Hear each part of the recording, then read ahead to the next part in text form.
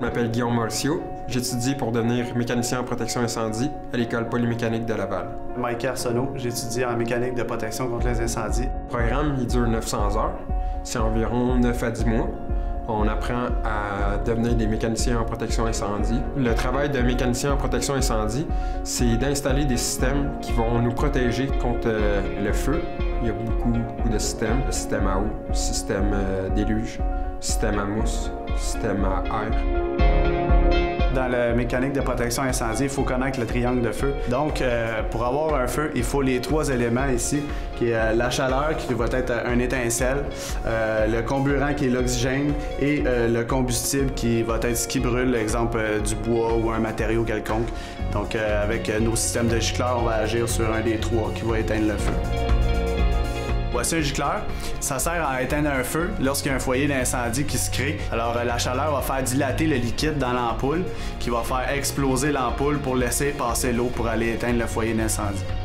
Il y a plusieurs sortes de gicleurs, comme celui-ci, c'est sur un plafond suspendu. Il est semi-encastré avec la petite plaquette comme ça ici. Il y en a qui sont la tête par en haut, la tête par en bas. Il y en a qui sont sur le mur aussi, à l'horizontale. On va régler un mythe. Chaque gicleur est indépendant.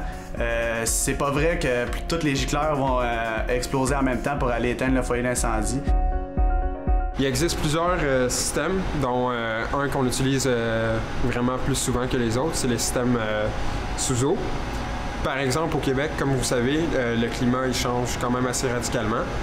Si jamais on met un système sous eau dans un stationnement souterrain, ça peut occasionner un gel dans la tuyauterie.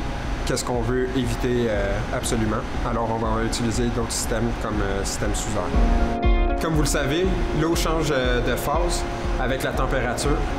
En dessous de 0, elle devient solide. De 0 à 100, elle devient liquide. Et en haut de 100, elle devient gazeuse.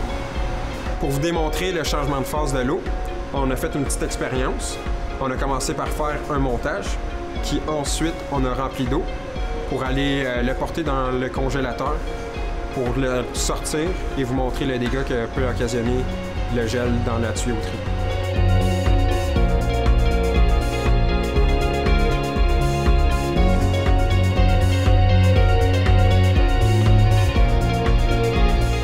On est allé chercher notre tuyau qu'on avait fait avec notre montage. On l'a sorti du congélateur. Comme vous voyez, c'est en métal très solide. L'eau a une propriété très spécifique. Elle se dilate lorsqu'il y a un gel. Et elle a tellement pris d'expansion dans notre montage qu'elle a fait exploser le raccord. Comme vous pouvez voir, elle a vraiment fait une grosse fissure. Le raccord est fait dans un acier très solide. On ne peut pas se permettre ça au Québec. Le travail de mécanicien en protection incendie, ça va dans le fond faire comme si jamais il y aurait des pompiers qui étaient 24 heures sur 24 dans une pièce.